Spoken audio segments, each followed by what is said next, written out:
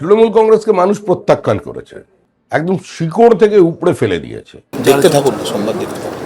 অনেক হচ্ছে তথাকথিত হচ্ছে বড় মাছ অনেক জয়েন। পশ্চিমবঙ্গে শুরু হয়েছে প্রাক বর্ষার বৃষ্টি, কিন্তু রাজ্য রাজনীতিতে মমতা বন্দ্যোপাধ্যায়ের শিবিরে যেন ঘোর বর্ষার ভাঙন শুরু হয়েছে। নীলবাড়ির রাশ হাতছাড়া হওয়ার 1 মাস পার হতে না হতেই শুক্রবার কলকাতার ছোট লালবাড়িতেও টলমল অবস্থা তৃণমূলের। কলকাতা, বিধাননগর ও চন্দননগর 3 কর্পোরেশনের মেয়ররা পদত্যাগ করেছেন, আর তার মধ্যেই ইস্তফা দিয়েছেন পূর্ব মেদিনীপুর জেলা পরিষদের সভাধিপতি এবং সহ সভাধিপতি। উত্তর ও দক্ষিণ 24 পরগনা সহ রাজ্য জুড়ে শতাধিক তৃণমূল কাউন্সিলর পদত্যাগ করেছেন। আর এই অবস্থাতেই গঙ্গাপাড়ের পর এবার যমুনা পাড়েও চরম অস্বস্তিতে পড়তে চলেছেন মমতা বন্দ্যোপাধ্যায়। সূত্রে খবর, পরিষদীয় দলের পর এবার দিল্লিতে ভাঙতে চলেছে তৃণমূলের সংসদীয় দল। লোকসভা ও রাজ্যসভা মিলিয়ে হাতে গোনা কয়েকজন সাংসদ থেকে যেতে পারেন মমতা শিবিরে। বাকিরা সবাই একযোগে বিদ্রোহ ঘোষণা করে বলতে পারেন তারাই আসল তৃণমূল। আমাদেরও তো একটা সৌজন্য আছে, রাজনৈতিক রুচিবোধ আছে। তো দিকভ্রান্ত কিছু মানুষ যদি এদিকে ওদিকে ঘোরাঘুরি করেন, তারা যদি ফোন করেন, তো ফোন ধরাটাও তো একটা ভদ্রতা, এবং সেটাই স্বাভাবিক, ধরা উচিত। কেউ যদি আসেন বাড়িতে দেখা করতে, তাহলে তাকে তো বসানো উচিত, চা খাওয়ানো উচিত। তো সেটা যদি আমাদের কেউ করে থাকে, করছেন। অর্থাৎ গোটা পরিস্থিতি থেকে একটা ইঙ্গিত স্পষ্ট যে দিল্লিতেও ঋতব্রত মডেলেই ভাঙতে পারে তৃণমূলের সংসদীয় দল। অর্থাৎ দলত্যাগ নয়, সরাসরি বিজেপিতে যোগদানও নয়, কৌশলে আলাদা গোষ্ঠী তৈরি করে মমতা বন্দ্যোপাধ্যায়ের থেকে দূরে সরে যাওয়া। এটা একটা নির্দিষ্ট ডিজাইনে তৃণমূল কংগ্রেসকে টার্গেট করে, কারণ তৃণমূল কংগ্রেসের জনভিত্তি আছে, মমতা বন্দ্যোপাধ্যায়ের পেছনে বাংলার মানুষ আছে, যে কারণে সেই শক্তি ভারতের অন্য রাজ্যে সাকসেসফুল হলেও বাংলাটা দখল করতে পারছিল না। হঠাৎ ভোটের পর দলটা যখন বিরোধী আসনে, তখন মনে হলো যে দলে কথা বলা যাচ্ছে না, তখন মনে হলো সম্মান নেই। তার আগের দিন অবধি তো এই দলের নমিনেশন নেওয়ার জন্য লবি করেছেন। বীরত্বটা এই মহিলার উপর কেন্দ্র করে আপনি মঞ্চটাকে তৈরি করছেন কেন? ছেড়ে দিয়ে নির্দল হয়ে করুন না, কে বারণ করেছে? আমরা তো একটা রাজনৈতিক দল, হরিনাম সংকীর্তনের দল নয়, পলিটিক্যাল পার্টি, ব্যান্ড পার্টি তো নয়। এটা মনে করার কোনো কারণ নেই যে তাদের বিজেপি নিয়ে নেবে। দরজা এখন বন্ধ। সোমবার দিল্লিতে ইন্ডি জোটের বৈঠক, সেদিনই কি বড়সড় কিছু ঘটতে চলেছে?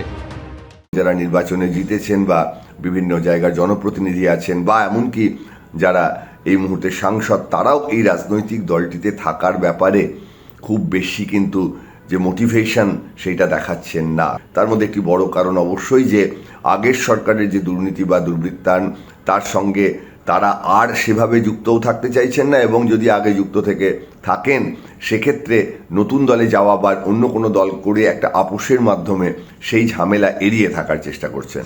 একেবারেই তাসের ঘরের মতো ভেঙে পড়ছে এবং দলটি উঠে যাওয়ার সময়ের অপেক্ষা। মমতা বন্দ্যোপাধ্যায় দিল্লিতে থাকার দিনটাকেই কি বিদ্রোহ ঘোষণার জন্য বেছে নিতে চলেছে তৃণমূলের বিদ্রোহী সাংসদরা? ঈশ্বরের নামে শপথ করিতেছি, हम डरपोक नहीं है। সহজ পাঠে রবীন্দ্রনাথ ঠাকুর লিখেছিলেন, কাল ছিল ডাল খালি, আজ ফুলে যায় ভরে। গত 15 বছরে ক্ষমতায় থাকাকালীন এভাবেই ফুলে ফুলে ঘাস ফুলের বাগান ভরে উঠেছিল, কিন্তু ক্ষমতা যেতেই রাতারাতি বাগান ছাড়খাড়। লণ্ডভণ্ড মমতা বন্দ্যোপাধ্যায়ের তৈরি তৃণমূল। পুরসভা, বিধানসভা, কর্পোরেশন, জেলা পরিষদের পর এবার সংসদেও ভাঙতে চলেছে তৃণমূল। বিধানসভায় বিদ্রোহী বিধায়করা যখন জোট বেঁধে তার নির্দেশ খারিজ করে দিয়েছিলেন, তখন চুপ করে বসে তা দেখতে হয়েছিল মমতা বন্দ্যোপাধ্যায়কে। এবার সংসদীয় দলও যখন ভাঙনের মুখে, তখনও তা আটকানোর কার্যত কোনো ক্ষমতাই নেই একদা তৃণমূলের সর্বেসর্বার হাতে। লোকসভা ও রাজ্যসভা মিলিয়ে তৃণমূলের বর্তমান সাংসদ সংখ্যা 41, লোকসভায় 28, রাজ্যসভায় 13।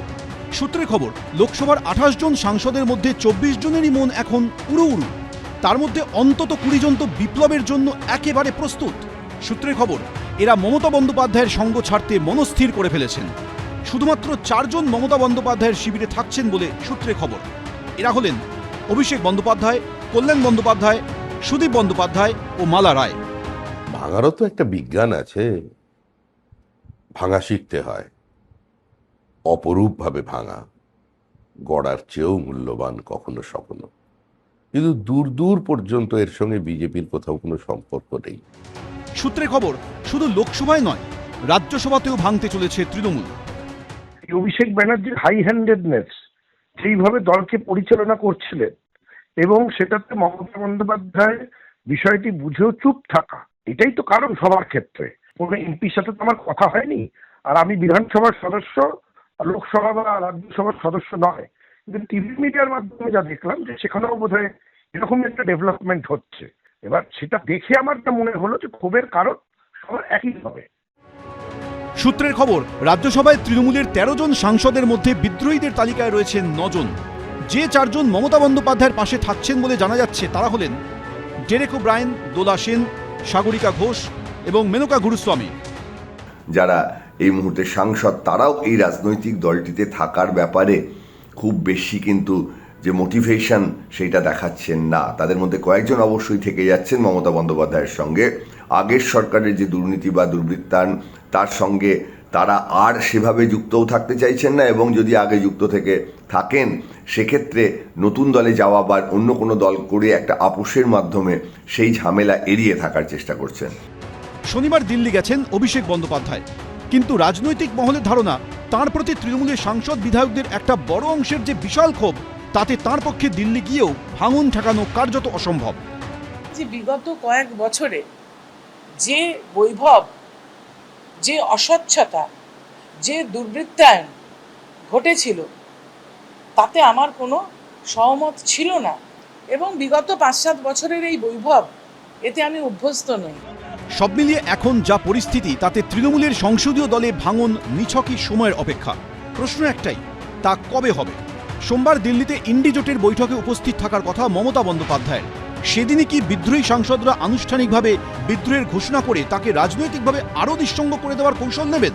প্রশ্ন রাজনৈতিক মহলে। বিজেন্দ্র সিংহ, এবিপি আনন্দ। তৃণমূলে বিদ্রোহী বিধায়কের সংখ্যা কি আরও বাড়বে? সেই জল্পনা উস্কে দিয়েছেন বাগনানের বিদ্রোহী তৃণমূল বিধায়ক অরুণাভ সেন। তিনি বলেন যে সোমবার তথাকথিত আরও বড় মাছ জয়েন করবে। অন্যদিকে বহিষ্কৃত তৃণমূল বিধায়ক সন্দীপন সাহা তিনি দাবি করেছেন যে রোজই তাদের পক্ষে সংখ্যাটা বাড়ছে। আর এই প্রেক্ষাপটে তৃণমূলকে কটাক্ষ করতে ছাড়েনি বিজেপি এবং কংগ্রেস। অনেক আগে আমরা বলেছিলাম যে পশ্চিমবঙ্গে যেদিনকার ক্ষমতা থাকবে না তৃণমূল পার্টি ভেঙে চুরমার হয়ে যাবে ২৪ ঘন্টার মধ্যে। মমতা বন্দ্যোপাধ্যায় যখন কংগ্রেস ভেঙে বেরিয়ে এসে নিজের দল তৈরি করেছিলেন এবং নাম রেখেছিলেন তৃণমূল কংগ্রেস, তখন তার নেপথ্যে মূল কারণ ছিল যে তিনি মনে করতেন নিচুতলার অর্থাৎ তৃণমূল স্তরের মানুষের ও কংগ্রেস কর্মী সমর্থকদের প্রকৃত প্রতিনিধি তিনি তাদের কথা বোঝেন, তাদের কথা বলেন। কিন্তু এখন নিচুতলা, মাঝতলা, উঁচুতলা সর্বস্তর থেকেই কার্যত বিচ্ছিন্ন হয়ে গিয়েছেন তিনি। একদা জননেত্রী, আজ জনবিচ্ছিন্ন। ক্ষমতায় থাকাকালীন তিনি ও তাঁর সেনাপতিরা যে কায়দায় কংগ্রেস সিপিএম ভাঙিয়েছিলেন, আজ তাঁর তৃণমূলও ভাঙছে, তবে ভিতর থেকে ভিন্ন কৌশলে। আর তাকে চুপ করে বসে দেখতে হচ্ছে। মতাদর্শবিহীন, লক্ষ্যভ্রষ্টহীন একটা জনগোষ্ঠী যদি নিজেকে রাজনৈতিক দল বলে পরিচয় দেয় তো তারা তো এভাবে ভেঙে যায়। বিধানসভায় ইতিমধ্যেই মমতাপন্থীরা সংখ্যার নিরিখে দুর্বল। ঋতব্রত বন্দ্যোপাধ্যায়রা বলছেন তাঁরাই আসল তৃণমূল। ৫৮ জন বিধায়ক ইতিমধ্যেই তাঁদের দিকে। সংখ্যাটা আরও বাড়তে পারে বলে স্পষ্ট ইঙ্গিত দিচ্ছেন বিদ্রোহীরা। শনিবার নবান্নে মুখ্যমন্ত্রী শুভেন্দু অধিকারীর সঙ্গে রেলমন্ত্রীর বৈঠকে উপস্থিত ছিলেন হাওড়ার বাগনানের বিদ্রোহী তৃণমূল বিধায়ক অরুণাভ সেন। বৈঠকের পরই তাঁর গলায় শোনা যায় ইঙ্গিতপূর্ণ মন্তব্য। আমার সঙ্গে এইমাত্র ঋতদার কথা হলো, এই ধরনের সংক্রমণ ব্যাপারে একটু ব্যস্ত হচ্ছে থাকবেন। আপনারা আগামী দিন দেখবেন আরও বেশ কিছু মানুষ আমাদের সঙ্গে আগামী সোমবার দিনই যোগ হবে। অনেক হচ্ছে তথাকথিত হচ্ছে বড় মাছ অনেক জয়েন দেখতে থাকুন। গতকাল একটি মিটিং হয় কালীঘাটে মমতা ব্যানার্জির বাড়িতে। ৩১ তারিখও একটি মিটিং হয়। ৩১ তারিখের মিটিং এ ২০ জন এমএলএ পৌঁছেছিলেন, আর গতকাল সেই নাম্বারটা নেমে ৮-এ দাঁড়িয়েছে। তো এটা থেকেই তো পরিষ্কার হয়ে যাচ্ছে সংখ্যাটা কোন দিকে কমছে। দেখুন, আরো এমএলএরা আমাদের সাথে যোগাযোগ করছে। যোগাযোগ করার সংখ্যা ৫৮ জন সই করেছেন, এবং আরো এমএলএরা আমাদের যোগাযোগ করছেন, এবং সেই সংখ্যাটা রোজই বাড়ছে। একুল ভেঙে অকুল তুমি করো, যার একুল অকুল দুকুল গেল তার লাগি কি করো। এই গানের মতোই মমতা বন্দ্যোপাধ্যায়ের রাজনীতিরও এখন দুকুলই ভাঙছে, প্রতিদিন ভাঙছে, প্রতি মুহূর্তে ভাঙছে। কাছের লোক দূরের লোক বলে স্থায়ী কিছুই নেই। এক লহমায় পাল্টে যাচ্ছে সমীকরণ। শুধুই ভাঙছে, গড়ার সম্ভাবনা নেই বললেই চলে। আর এই পরিস্থিতিতে এককালে মমতা বন্দ্যোপাধ্যায় যাঁদের ঘর ভেঙেছেন তাঁরা এখন পারে বসে তাঁর রাজনৈতিক ভাঙন দেখছেন। ওখানে যখন হয়েছে এখানেও হবে, তাদেরই তো লোক এখানটা আছে। লোকসভার স্পিকারের সঙ্গে অনেক এমপি যোগাযোগ করেছে। ব্যান্ডেড দিয়ে কি আর ক্যান্সার সারানো যায়? দিদি এখন ব্যান্ডেড অ্যাপ্লাই করেছে ক্যান্সার সারাতে। এই পশ্চিমবঙ্গে কংগ্রেস 50 বছর ক্ষমতায় নাই, আমরা কিন্তু ময়দানে আছি। এসবের মধ্যেই সোশ্যাল মিডিয়ায় ইঙ্গিতপূর্ণ পোস্ট করে তৃণমূলের বিধায়ক কুণাল ঘোষ লিখেছেন, ভোটের 1 মাসের মধ্যে যারা রহস্যজনক ব্যক্তিগত স্বার্থে প্রতিপক্ষের পৃষ্ঠপোষকতায় মমতাদির সঙ্গে বিশ্বাসঘাতকতা করে, আমি তা সমর্থন করি না, আমি মমতাদির সঙ্গেই আছি। এটা খুব ঠান্ডা মাথায় অন্য একটি শক্তি অর্গানাইজ করে দিচ্ছে। যারা ওদের সঙ্গে যাচ্ছেন তারাও যোগাযোগ করে অনেকেই গল্পটা বলে দিচ্ছেন। তারা জিতেছেন দলের প্রতীকে, তারা জিতেছেন মমতা বন্দ্যোপাধ্যায়ের ছবি ব্যবহার করে।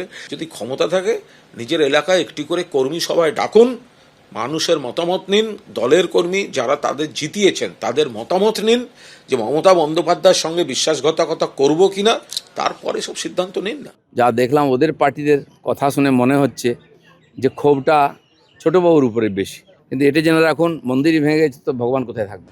এবিপি আনন্দ, এগিয়ে থাকে, এগিয়ে রাখে।